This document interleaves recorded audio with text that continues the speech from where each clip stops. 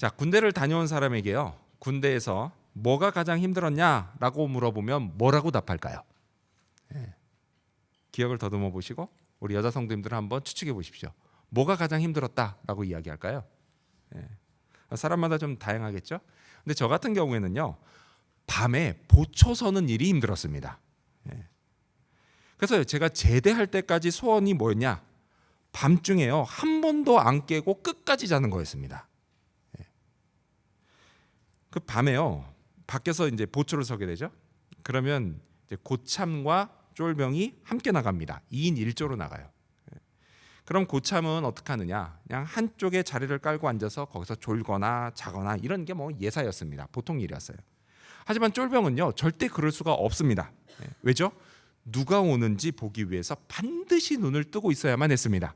대개의 경우 적군이 오는지를 보는 게 아니라 우리를 점검하러 오는 사관이 오는가, 그거를 보느라 눈을 뜨고 있었습니다. 아무튼 그래서요, 제가 이제 쫄병일 때 그 눈을 뜨고 밤에 있는 그 시간이 이게 얼마나 지루했는지 모릅니다.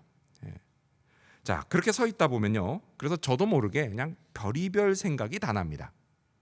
입대하기 전에요, 학교에서 친구들과 어울려 놀던 그 즐거웠던 일이 생각나기도 하고요. 그러다 보면 이제 자연스럽게 이제 우리 동기들 중에 제가 찍어둔 여사친, 그 여사친을 이게 누가 데려가진 않을까, 이런 걱정스러운 생각도 났습니다.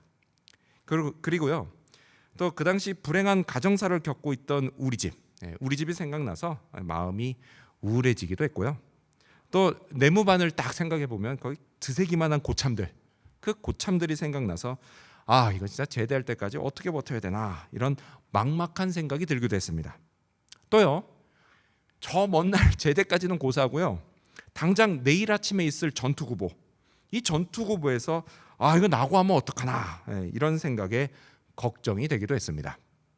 자, 이렇게요, 제가 처한 현실의 문제들을 놓고 이런저런 생각들을 하면서 밤을 보냈습니다. 그러던 어느 날 밤하늘에 밝게 빛나는 별 하나를 보게 됐습니다. 근데 정확히 말하면요, 이게 별이 아니라 혜성이었습니다. 나중에 알았지만요, 그때 본 혜성, 이게 그 혜성이거든요. 그때 본 혜성은요, 20세기에 가장 밝게 빛난 해일밥 혜성이었습니다. 이걸요, 그냥 맨눈으로 봐도 이렇게 보였어요. 그 혜성의 머리와 꼬리가 아주 잘 보일 정도로 밝았습니다. 근데 그때 마침 쌍안경을 가지고 있었어요. 그래서 그걸 가지고 이렇게 탁 봤는데요, 이야, 그걸로 보니까요, 진짜 이게 얼마나 밝고 신기했는지 지금도 기억이 생생합니다. 자, 그런데 여러분, 만일 이렇게 캄캄한 밤에 하늘에서 갑자기 밝은 빛이 나타나 나를 둘러싸기 시작한다면 그때 기분이 어떨까요? 그때는요, 신기한 게 아니라 무서울 겁니다. 그것도요, 엄청나게 무서울 겁니다. 자, 지금으로부터 2000년 전 이스라엘의 작은 마을 베들레헴에서 실제로 이런 일이 벌어졌습니다. 그날 밤 마을 밖 들판에서는요, 목자들이 양떼를 지키고 있었습니다. 그리고 그들도 이 지루한 밤을 보내기 위해서 저마다 이런 생각, 저런 생각, 이런 생각들을 하고 있었을 겁니다. 그래서 좋은 일도 생각하고 나쁜 일도 생각했을 겁니다. 즐거운 생각을 하다가도요, 그냥 불현듯이 가난한 목자라고 하는 자기 처지가 생각나서 이게 앞으로 가족들을 어떻게 먹여야 할지 이걸 고민하면서 한숨을 쉬었을지도 모릅니다. 연로하신 부모님 생각도 나고요, 또 점점 더 빨리 커가는 자식들 생각도 났을 겁니다. 그래서 이런저런 현실의 문제들을 놓고 고민하고 있었을 겁니다. 자, 그러던 중에요, 목자들은 호련히 나타나서 자기들을 둘러싼 밝은 빛을 발견하게 됩니다. 자, 오늘 누가복음 2장 9절에 보면 이렇게 기록되어 있죠. 주의 사자가 곁에 서고 주의 영광이 그들을 두루 비침에 크게 무서워하는지라 라고 되어 있습니다. 여러분, 여기 이 빛은요, 그냥 빛이 아닙니다. 하나님의 영광의 광채였습니다. 그러니 목자들이 얼마나 무서웠을까요? 자, 이때요, 빛 가운데 나타난 천사가 이렇게 말합니다. 자, 그 다음 절인 10절을 보면은 천사가 이르되 무서워하지 말라, 보라, 내가 온 백성에게 미칠 큰 기쁨의 좋은 소식을 너희에게 전하노라 라고 말을 합니다. 자, 천사가 뭐라고 하죠? 목자들을 보면서 무서워하지 말라고, 내가 큰 기쁨의 좋은 소식을 전하겠다라고 말을 합니다. 자, 그렇다면요, 이날 천사가 전해준 소식은 과연 목자들에게 기쁘고 좋은 소식이 될 수 있었을까요? 자, 그렇다라고 한다면 그 이유는 과연 무엇일까요? 목자들과 마찬가지로요, 오늘 당면한 삶의 문제들로 고민하는 저와 여러분에게 성탄의 소식이 주는 위로와 교훈을 함께 알아보고자 합니다. 자, 먼저 첫 번째로 천사가 전해준 소식은 구주가 나셨다는 소식입니다. 먼저 첫 번째로 천사가 전해준 소식은 구주가 나셨다는 소식입니다. 자, 우리 가져오신 성경 같이 읽어볼까요? 11절 말씀을 읽겠습니다. 누가복음 2장 11절입니다. 읽습니다. 시작. 오늘 다윗의 동네에 너희를 위하여 구주가 나셨으니 곧 그리스도 주시니라. 아멘. 자, 구주가 나셨다라고 합니다. 여러분, 이 구주가 뭐죠? 구주는요, 구원의 주, 이걸 줄임말입니다. 쉽게 말해서 뭐예요? 구원자라는 이야기입니다. 인간을 죄와 사망에서 구원하실 분, 구주, 그 구주가 나셨다는 소식입니다. 자, 이 소식을 전하며 천사들은요, 이걸 듣고 목자들이 굉장히 기뻐할 거라고 기대했을 겁니다. 이건요, 분명 큰 기쁨의 좋은 소식이기 때문입니다.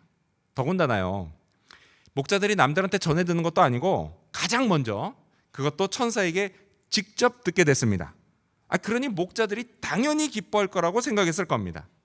근데 그렇다면 정말 목자들이 기뻐했을까요? 자, 오늘 성경을 잘 읽어보면요, 사실 이때 목자들의 반응이 나와 있지 않습니다. 그들의 반응이 어디서 나오냐? 조금 더 뒤로 가서요, 아기 예수님을 직접 보고 난 그 다음에 목자들의 반응이 나옵니다. 지금 이 순간에는 안 나와요. 자, 그렇다면 우리가 한번 생각해 볼까요? 만일 여러분이라면 어땠겠습니까?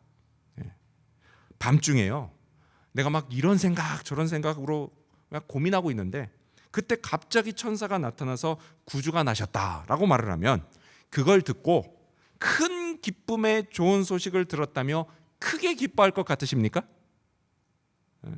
여러분이라면 어떻게 했냐라는 거예요. 여러분, 제가 어릴 적에요, 저는 좀 이렇게 예수님을 믿는 게 한참 청년이 돼서 예수님을 믿었습니다. 그래서 어릴 적에 뭐 교회는 놀이 삼아서 가고 뭐 이런 식으로 다녔었습니다. 그러니까 특별히 예수 믿는 어린이가 아니었어요. 근데 그런데도요, 제가 어릴 적에 성탄절을 손꼽아 기다렸습니다. 왜냐? 교회를 다니든지 안 다니든지 뭐 그것과 상관없이요, 성탄절 무슨 날이에요? 선물을 받는 날이지 않습니까? 여러분은 안 그러셨습니까? 어렵게 사셨군요. 죄송합니다. 근데 되긴 그렇잖아요. 성탄절은 선물을 받는 날이에요. 내가 교회 다니든 안 다니든. 그래서 저는 성탄절을 되게 기다렸습니다. 근데 여러분, 이건 지금도 마찬가지예요. 그렇죠? 지금도요, 집에 보면 어린 자녀들이 성탄절에 선물을 받을 걸 기대하고 있습니다. 자기들 생일도 아니면서 왜 그걸 기대하는지 모르겠어요. 남의 생일에 자기들이 되게 좋아해요. 아무튼, 자, 먹을 게 별로 없던 제 어린 시절, 그때는요, 종합 선물 세트가 최고의 선물이었습니다. 3,000원짜리, 5,000원짜리, 10,000원짜리 받으면 그날은 1년 내내 기분이 너무 좋았죠. 횡재하는 겁니다. 종합 선물. 역시 여기서 세대가 나눠지는군요. 이게 뭐야 하고 쳐다보시는 분들이 있어요.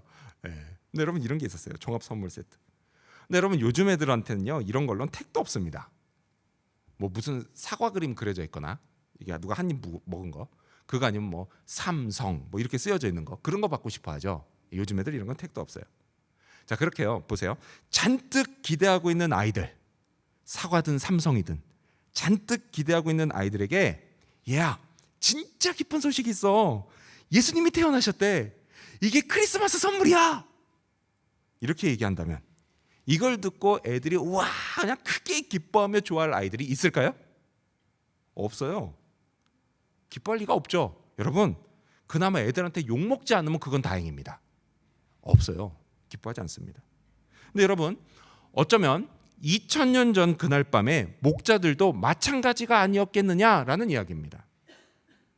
여러분, 구주가 나셨다라고 하는 이 소식보다는요, 차라리 천사가 뭐라고 해요? 어휴, 목자들아, 너희가 밤중까지 생각할 게 참 많구나. 사는 게 힘들지. 하나님이 다 아셔. 니네 힘들게 사는 거 다 아셔. 그래서 이번 크리스마스 선물로 하나님이 너희가 하는 그 모든 고민거리들 다 해결해 주시기로 했어.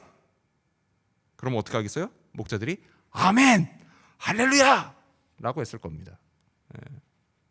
그렇게 외치면서 막 좋아했을 거예요. 그게 목자들에게는요, 어쩜 진짜 큰 기쁨의 좋은 소식이었을 겁니다. 근데 여러분, 물론 그렇다고 해서요, 구주가 이 땅에 오셨다는 사실, 그 소식이 기쁘지 않다라는 건 아닙니다. 분명히 큰 기쁨의 좋은 소식입니다. 하지만요, 그냥 당장 하루하루 먹고 사는 게 힘든 목자들에게는 그게 자기들과 무슨 상관이 있느냐며 그렇게 생각하지 않을 수도 있다라는 이야기입니다. 근데 여러분, 이런 반응은요, 오늘날 수많은 사람들도 그렇지 않습니까? 또 어쩌면요, 우리도 마찬가지가 아닐까요? 매년 12월 성탄주일에 듣는 예수 탄생 소식, 그 소식이요, 나에게 큰 기쁨의 좋은 소식으로 그냥 썩 와닿지 않을 때가 있다라는 겁니다. 차라리 그 소식보다는요, 지금 당장 내가 고민하고 있는 내 삶의 문제거리들, 이게 해결되는 거, 그게 차라리 진짜 더 크고 더 기쁘고 그래서 더 좋은 소식이라고 생각될 수 있다라는 것입니다. 그렇다면 여러분, 천사의 말처럼요, 구주 예수님의 탄생이 오늘 당장 힘들게 사는 우리에게도 정말 큰 기쁨의 좋은 소식이 될 수 있을까요? 될 수 있습니다. 될 수 있는 정도가 아니라 사실 큰 기쁨의 좋은 소식이 맞습니다. 왜냐하면요, 예수님이 이 땅에 오심으로 오늘 우리를 힘들게 하는 우리 삶의 문제들이 극복될 수 있는 길이 열렸기 때문입니다. 앞서 말씀드린 것처럼요, 구주는요, 구원의 주, 구원자라는 뜻입니다. 여러분, 예수님은요, 죄와 사망에서 우리를 구원하시는 우리의 구원자이십니다. 여러분, 인간에게요, 가장 큰 문제는 뭐냐? 죄와 사망의 문제입니다. 따라서요, 이것으로부터 구원받았다는 사실 하나만으로도 우리는 얼마든지 기뻐할 수 있습니다. 자, 그런데요, 우리가 구원받은 건 이것뿐이 아니에요. 여기에 더해서 구주 예수님은 우리가 이 땅을 살아가면서 겪는 모든 문제들, 그 문제들로부터도 구원해 주십니다. 천사의 말에 이 사실이 들어있어요. 11절 말씀 계속 이어서 뭐라고 하느냐? 오늘 다윗의 동네에 너희를 위하여 구주가 나셨으니, 곧 뭐라고요? 그리스도 주시니라고 이야기를 합니다. 구주가 나셨다라고 하면서 뭐라 그래요? 그분이 곧 그리스도요 주님이시다라고 말을 합니다. 여러분, 그리스도가 뭐죠? 기름 부음을 받은 자라는 뜻이에요. 하나님이요, 우리를 위해서 세우신 영원한 왕과 선지자와 제사장입니다. 자, 그리고 또 주, 뭐예요? 주인이에요. 주인이에요. 여러분, 이렇게요, 구주 예수님은 우리의 주인이신 그리스도이십니다. 여러분, 훌륭한 주인은요, 자기 종을 끝까지 책임집니다. 주님도요, 우리를 그렇게 끝까지 책임지십니다. 또 그리스도는요, 우리를 하나님의 능력으로 다스리시고 지혜로 가르치시고 평안으로 복을 주십니다. 그래서 구주이신 그리스도 주님이 함께 계시면 여러분, 우리는 평안한 마음으로 이 땅을 살아갈 수가 있습니다. 나를 힘들고 어렵게 하는 삶의 문제들을 마침내 이겨낼 수 있습니다. 따라서요, 그리스도요 주님이신 구주께서 이 땅에 오셨다는 소식, 바로 너희를 위하여, 우리를 위하여 오셨다는 소식, 그 소식은 우리에게도 얼마든지 확실하게 큰 기쁨의 좋은 소식이 될 수 있습니다. 여러분, 이 사실을 믿으시기 바랍니다. 믿으면 예수님의 탄생이 내게도 기쁘고 즐거운 일이 됩니다. 감사할 일이 됩니다. 오늘 나를 힘들게 하는 내 삶의 문제에서 구원을 경험합니다. 잠시 잃어버렸던 소망이 다시 회복됩니다. 다시 일어설 수 있습니다. 이를 위해 예수님이 우리에게 오셨습니다. 이 사실을 믿음으로 성탄절 큰 기쁨의 좋은 소식을 함께 기뻐할 수 있는 저와 여러분이 되시기를 축원합니다. 천사가 전해준 소식 무엇일까요? 두 번째로 천사가 전해준 소식은 표적을 볼 거라는 소식입니다. 두 번째 소식은 표적을 볼 거라는 소식입니다. 자, 우리 계속해서 여러분 성경 같이 읽어볼까요? 12절입니다. 12절 시작. 너희가 가서 강보에 쌓여 구유에 뉘어 있는 아기를 보리니 이것이 너희에게 표적이니라 하더니. 아멘. 자, 구주가 나셨다는 소식을 전한 천사는요, 이제 목자들에게 표적이 있다고 말합니다. 표적. 예, 이 영어로요, 사인입니다. 타겟이 아닙니다. 다른 거예요. 타겟과 사인 다른 거죠. 근데 여기서 얘기하는 표적은 사인이에요. 사인이 뭐 하는 거냐? 뭐가 있다는 걸 알려주는 게 사인입니다. 예. 즉 천사의 말은요, 구주 곧 그리스도 주께서 오셨다라고 하는 사인이 있다라는 겁니다. 자, 그럼요, 딱 이 말만 들었을 때 무엇을 기대할 수 있을까요? 구주께서 오신 사인이 있다, 이 말 들었을 때 뭘 기대하겠어요? 예. 아마도요, 대단한 걸 기대할 수 있었을 겁니다. 대단한 거. 왜요? 그리스도 주 구주께서 이 땅에 오신 사인인데요, 뭔가 대단한 사인을 기대했을 겁니다. 그렇잖아요. 명색이 주님이신데 표적도 그거에 걸맞게 좀 대단해야 되지 않겠습니까? 하지만요, 정작 천사가 말한 표적은 뭐예요? 한 아기였습니다.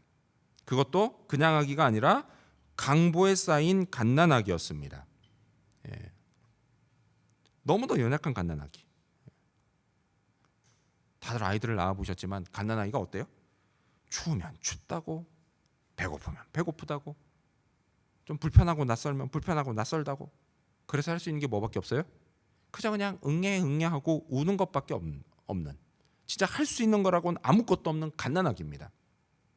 자, 구주이신 그리스도 주님에 대한 표적이라고 하기에 이 갓난아기, 이건요, 너무도 보잘것없는 것이었습니다. 사실요, 지난 수백 년간 유대인이 기다려온 그리스도 메시아, 그 그리스도 메시아의 모습은 이런 게 아니었습니다. 어떤 거예요? 그 옛날 번영했던 이스라엘의 왕 다윗, 그 다윗과 같이 매우 강력한 힘을 가진 존재였습니다. 그래서요, 지금 식민 통치로 신음하고 있는 우리 유대 민족을 이 로마의 압제에서 구원할 강력한 왕이었습니다. 자, 이런 모습을 감안할 때 갓 태어난 아기의 모습은요, 너무 안 어울리는 거였습니다. 천사의 이 말을 듣고요, 어쩌면 목자들이 실망할 만도 했습니다. 자, 그런데요, 여기서 한술 더 떠서 천사는 뭐라고 하죠? 그 아기가 구유에 누워 있다라는 이야기를 합니다. 구유가 뭔지 다 아시죠? 구유는요, 이게 뭐 소나 말의 밥통입니다. 그래서 이제 우리로 치면은 옛날 시골 외양간에 있는 그 소 여물통, 그걸 얘기하는 겁니다. 그게 구유예요. 소 여물통, 말밥, 소 밥통입니다. 아니, 어떻게 갓난아기를 그런 데 누일 수가 있나요? 혹시 여러분 중에요, 갓 태어나서 소 여물통에 누워진 분 있으십니까? 없을 겁니다. 제가요, 80년대 후반에 서울 강남에서 중학교를 다녔습니다. 예배도 강남 스타일, 강남 오빠 출신입니다. 다 부질없는 거예요, 여러분. 아무튼 그때요, 제가 한 번은 제 친구들하고 그 고향이 어딘지 그런 이야기를 좀 나눴습니다. 야, 넌 고향이 어디냐? 난 어디야 이렇게 말하는데요, 이렇게 딱 듣다 보니까 제 친구들이요, 다 병원에서 태어났습니다. 병원에서 태어난 거예요, 제 친구들이. 그래서 저는, 야, 나는 우리 집에서 태어났어, 이렇게 말을 했습니다. 그랬더니요, 친구들이 저를 바라보는데 어떻게 바라봤냐, 진짜 신기하게 바라보면서도 동시에 불쌍하다는 듯이 쳐다봤습니다. 강남 애들이 봤을 때요, 우리 집이 가난해서 부모님이 병원에서 낳지 못했다고 생각했던 겁니다. 사실요, 저는 반대로요, 그 친구들이 신기했습니다. 왜요? 우리 고향 친구들은 다 집에서 태어났거든요. 아무튼, 자, 2000년 전에 베들레헴에서 아기가 구유에 뉘어진 이유, 다른 게 아니었어요, 여러분. 부모님이 가난했기 때문입니다. 아빠 엄마가요, 웃돈을 얹혀줄 능력이 없어서 여관까지는 갔는데 거기서 방을 구하지는 못하고 어쩔 수 없이 여관 한쪽 구석에 있는 외양간에 가서 거기서 아기를 낳았던 겁니다. 부모가 가난해서. 자, 그런데요, 천사는 그렇게 구유에 뉘어진 갓난아기가 뭐라고요? 구주, 그리스도 주님의 표적이다라고 말을 합니다. 그래서 이 말을 듣고요, 목자들은 어이가 없을 수도 있었을 겁니다. 보잘것없는 갓난아기가 표적이라는 사실 믿어지지 않을 수도 있었을 겁니다. 그나마도 구유에 누인. 하지만 여러분, 그 구유에 누인 갓난아기는 분명 표적이었습니다. 하나님이 온 백성에게 미칠 큰 기쁨의 좋은 소식으로 주신 구주의 표적이었습니다. 그리고 그 표적으로 이제 세상은 큰일이 벌어질 것이었습니다. 구약 성경을 보면요, 이거하고 비슷한 일이 있습니다. 작고 보잘것없는 표적이지만 이를 시작으로 하나님이 놀라운 역사를 일으키는 겁니다. 뭐가 있느냐? 열왕기에 보면요, 아합 왕 시절에 이스라엘에는 무려 3년이나 비가 내리지 않았습니다. 사람들이 얼마나 힘들었을까요? 우리 여기 퀸즐랜드도 1년만 비 안 오면 난리가 나죠. 그러니까 얼마나 힘들었겠어요. 속된 말로 다 죽을 지경이었을 겁니다. 자, 그러다가요, 어느 날 하나님이 엘리야에게 내가 이제 비를 내리겠다 이렇게 말씀을 하십니다. 자, 그리고 얼마 후에 이 엘리야가 자기 사환, 자기 이제 비서쯤 된 사람을 보냅니다. 보내가지고 바다 쪽 하늘에 무슨 표적이 있냐라고 묻습니다. 자, 이렇게 하기를 7번, 그냥 없어요 돌아오면 또 보내고, 없어요 하면 또 보내고, 7번 왔다 갔다 했어요. 그렇게 7번을 반복한 끝에 드디어 뭔가 표적이 나타났습니다. 자, 그때 사환이 이렇게 말을 합니다. 열왕기상 18장 44절을 보면 7번째 이르러서는 그가 말하되 바다에서 사람의 손만한 작은 구름이 일어나나이다 라고 이야기를 합니다. 여러분, 이 골코 앞바다에 가서요, 날씨 맑은데 손바닥만한 구름 못 찾습니다. 진짜 작은 구름입니다. 거의 없는 거나 마찬가지인 구름이에요. 그런데 뭐라고 하죠? 사환이 손바닥만한 작은 구름이 일어났습니다 라고 이야기를 해요. 드넓은 바다 위에 사람 손만한 작은 구름, 그게 표적이었습니다. 그것만 보면 믿을 수가 있어요? 믿기가 어렵습니다. 어려워요. 하지만 그 표적을 시작으로 해서 성경은 잠시 후에 구름과 바람이 일어나 하늘이 캄캄해지며 큰 비가 내렸다라고 전합니다. 구유에 누인 갓난아기, 이 역시요, 보잘것없는 표적이었지만 여러분, 이것은요 오늘 저와 여러분에게 엄청난 축복이 되는 하나님의 표적이었습니다. 마태복음을 보면요, 이에 관한 이사야 선지자의 예언이 나옵니다. 우리 스크린 보시면서 같이 읽어볼까요? 마태복음 1장 23절입니다. 시작. 보라, 처녀가 잉태하여 아들을 낳을 것이요 그의 이름은 임마누엘이라 하리라 하셨으니 이를 번역한즉 하나님이 우리와 함께 계시다 함이더라. 아멘. 그 아기는요, 하나님이 우리와 함께 계시다는 표적이었습니다. 그렇습니다, 여러분. 하나님은요, 우리를 돌보시고 또 우리를 통해 능력을 나타내시려고 언제나 우리와 함께 계십니다. 내가 도저히 감당할 수 없어 보이는 시련들, 그래서 내 눈에 눈물이 나게 하는 힘들고 고단한 삶의 문제들, 이런 것들로부터 하나님은 언제나 우리와 함께 계시며 우리를 지키십니다. 도우십니다. 감당하게 하십니다. 가장 좋은 길로 우리를 인도하십니다. 오늘도 하나님은요, 우리의 삶의 자리에서 이런 작은 표적을 보여주십니다. 작은 표적. 그리고 이걸 통해서 우리 앞에 닥친 상황이 아무리 막막해도 하나님은 내가 여전히 너와 함께 있다, 이 사실을 말씀하십니다. 내게 이 표적이 어디 있냐고요? 여러분, 이 표적은요 그냥 볼 수가 없습니다. 믿음의 눈을 뜨셔야만 합니다. 그리고 눈을 들어서 시선을 주님께 집중하셔야만 합니다. 그러면 발견할 수 있고, 그때 비로소 우리 영혼이 안심하기 시작합니다. 소망이 생깁니다. 힘이 생깁니다. 여러분, 이 사실을 믿으시기 바랍니다. 그런데도 믿어지지 않으면 다시금 2000년 전으로 돌아가 첫 번째 성탄의 밤, 구유에 누이신 아기 예수를 묵상하시기 바랍니다.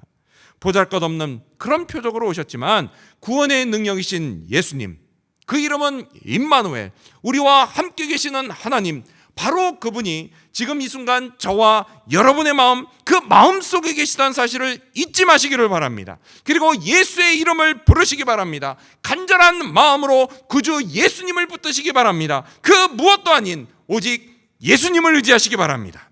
이를 통해서 하나님의 놀라운 역사를 경험할 수 있게 되는 저와 여러분이 되시기를 축원합니다. 천사가 전해준 소식은 뭘까요? 마지막 세 번째로, 천사가 전해준 소식은 영광과 평화가 된다는 소식입니다. 영광과 평화가 된다는 소식입니다. 자, 목자들이요, 표적을 보러 가기 전 아직 남아있는 이벤트가 있었습니다. 그게 뭐냐? 바로 천군 천사들의 합창이었습니다. 합창, 여러분 좋아하세요? 어쩌다 직접 보면 참 좋더라고요. 교회 성가대가 있어서요, 그 성가대가 이 합창을 불러도 듣기 좋은데요, 하물며 하늘의 천군 천사들이 불렀으니 이 합창이 얼마나 환상적이었을까 싶습니다. 성경은요, 그 찬양의 가사를 이렇게 전합니다. 우리 성경 보시면서 14절 말씀 같이 읽어볼까요? 누가복음 2장 14절입니다. 읽습니다. 시작. 지극히 높은 곳에서는 하나님께 영광이요 땅에서는 하나님이 기뻐하신 사람들 중에 평화로다 하니라. 아멘. 자, 이 찬양은요 크게 두 부분으로 나뉘어집니다. 먼저 뭐예요? 하나님께 영광. 그렇죠? 그리고 그 다음이 뭐예요? 사람들 중에는 평화입니다. 자, 그렇다면 여러분 궁금하지 않습니까? 예수님의 탄생이 왜 하나님께 영광이 될까요? 그건 다른 거 아니에요. 예수님의 이 탄생, 예수님이 태어나심, 이걸 통해서요 오래전부터 계획된 하나님의 인류 구원의 역사가 시작됐기 때문입니다. 그래서 하나님께 영광이에요. 여러분, 하나님은요 죄로 죽을 수밖에 없는 우리를 불쌍히 여기셨습니다. 그래서 아들 예수님을 이 땅에 보내서 우리를 구원하셨습니다. 자, 이제요 하나님과 우리 사이에는 이제 막힘이 없게 됐어요. 막히는 게 없고, 그래서 이 막힘이 없는 관계를 통해서 여러분 우리는요 하나님으로부터 오는 좋은 것들을 모두 다 받을 수 있게 됐습니다. 어떤 걸 받을 수 있게 됐을까요? 무엇보다 먼저요, 여러분 우리는 하나님께 말씀을 받습니다. 하나님의 말씀은 영의 양식이에요, 여러분. 그래서 이걸 먹어야만 우리 영혼이 비로소 건강해지고 튼튼해질 수 있습니다. 여러분, 우리가 아픈 이유는요 단지 육신이 아파서가 아닙니다. 영혼이 아파서요 그게 몸으로 나타날 때가 참 많습니다. 그래서 그럴 때는요 그냥 쉰다고 되지 않아요. 그냥 쉰다고 회복되지 않고 반드시 어떻게 해야 돼요? 좋은 양식, 하나님의 말씀을 먹으면서 쉬어야 됩니다. 자, 그렇게 말씀을 잘 듣다 보면 자연스럽게 또 뭐를 받아요? 능력도 받습니다. 지혜도 받습니다. 기적도 받습니다. 그리고 사랑도 받습니다. 이 밖에요 다른 것들도 많이 받아요. 그래서 이 모든 것들을 다 모아서 한마디로 우리는 하나님께 뭐를 받아요? 복을 받습니다. 자, 이처럼 성탄절은요 이제 내가 하나님께 복을 받게 됐다는 사실을 기억하고 감사하는 날입니다. 자, 찬양가사의 나머지 한편 뭐죠? 사람들 중에 평화입니다. 예수님을 구주로 믿음으로 하나님과 관계가 회복된 사람, 그런 사람은요 이제 하나님을 생각할 때마다 마음이 평안해집니다. 우리들 중에도요 이런 분들이 많으십니다. 한번 옆 사람을 보실까요? 앞뒤 사람 한번 보시겠어요? 정말 이분이 그분이 맞나? 마음이 평안하신 분, 그분이 맞나? 한번 보세요. 보세요. 그렇죠? 우리들 중에도요 많으십니다. 자, 힘들게 사는 거요 우리 모두 다 마찬가지죠. 그렇죠? 제가 이렇게 쭉 여러분들의 또 밖에 이제 뭐 다른 분들의 이야기를 쭉 듣다 보면 이런 생각이 들어요. 목사님들하고 또 이야기를 나눠보면 힘들고 어려운 건 누구나 다 마찬가지다라는 겁니다. 단지 다른 그 힘들고 어려운 이유가 다를 뿐이죠. 다 힘듭니다. 또 규모가 좀 다를 뿐이지 다 힘들어요. 다 힘듭니다. 근데 이렇게 다 마찬가지인데 어떤 사람은 뭐가 달라도 분명히 다르다라는 겁니다. 얼굴을 보면 어때요? 걱정하는 기색이 없습니다. 편안해 보입니다. 이게 가식이라고요? 한두 번은 그렇게 할 수 있습니다. 그렇게 할 수 있지만 계속 그러지는 못해요. 여러분, 이건요 자기 마음에 하나님이 주시는 평화, 곧 평안함이 있어야 가능한 일입니다. 저는요 저와 여러분 모두의 마음에 이런 평안함이 있기를 바랍니다. 자, 또한요 예수님을 진정 구주로 믿는 사람들, 그런 사람들은요 그들의 모임 가운데 평화가 있습니다. 왜 그럴까요? 다른 거 아니에요. 이들은요 나는 죽고 이제 예수님으로 사는 사람들이기 때문입니다. 여러분, 내 안에 예수님이 계신 사실을 믿으십니까? 아멘. 이걸 확신하는 사람들은요 다른 교인 안에도 예수님이 계시다는 사실을 믿습니다. 그럼 다른 교인을 함부로 대할 수가 없겠죠? 예수님이 그 안에 계신데 어떻게 함부로 대해요? 여러분, 예수님이요 저와 여러분 그리고 우리 모두의 관계에서 가장 싫어하시는 게 뭘까요? 분명 거짓입니다. 거짓이에요. 왜요? 거짓은요 사탄의 속성이기 때문이에요. 그럼 반대로 예수님이 가장 좋아하시는 건 뭘까요? 분명 그건 뭐예요? 진실함이에요. 진실함. 왜요? 진실함은 하나님의 속성이기 때문에 그렇습니다. 그래서 이 사실을 늘 기억하며 모이는 사람들, 그런 사람들은요, 서로를 진실하게 대하기 때문에 그 모임이 평화로울 수밖에 없습니다. 거친 세상을 숨가쁘게 살아가는 오늘 우리에게요, 이 평화가 얼마나 절실한지 모릅니다.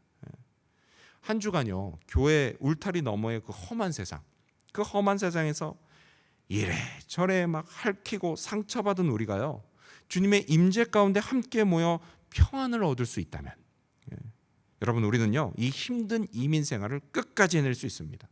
저는요, 우리 교회가 이렇게 주님 안에서 우리가 함께 평안을 누리는 그런 교회가 되기를 소망합니다. 자, 다시 본문으로 돌아와서요.